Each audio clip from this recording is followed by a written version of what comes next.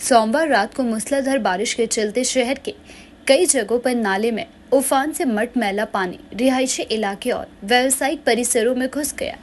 बारिश के पानी से दुकानों के आगे और गलियों में मलबा जमा होने से लोगों का पैदल चलना मुश्किल हो गया। वहीं चौगान बाजार की मुख्य सड़क पर भी नालों के पानी की मार के चलते गहरे गड्ढे बन गए, जिससे वाहन चालकों सहित पैदल राहगीरों को भी चलना काफी मुश्किल हो गया।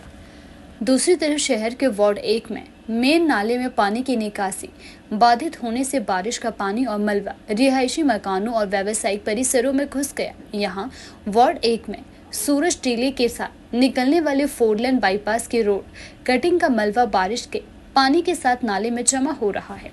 वार्ड 1 के पार्षद करनैल सिंह ने बताया कि अभी कुछ दिन पहले ही नाले में जमा मलबे को नगर परिषद ने जेसीबी मशीन व ट्रैक्टर की मदद से निकाला था, जो कि दोबारा तेज बारिशों की वजह से जमा होता जा रहा है। जबकि टंगे की व्यवस्था न होने की वजह से 4 लेन बाईपास की कटिंग का मलबा बार बार बारिश के पानी के साथ बहकर मोहल्ले में आ रहा है। स्थानीय दुकानदारों कुशल कुमार, विधि लाल और मनोहर लाल, पवन कुमार, कुलदीप महाजन, प्रमोद और रमन कुमार ने कहा कि नाले में 4 लेन बाईपास की कटिंग का सारा मलबा बारिश के पानी के साथ नाले से होकर दुकानों व रिहायशी मकानों में पहुंच रहा है। स्थानीय लोगों ने पानी की उचित निकासी का प्रबंध करने की गुहार लगाई है।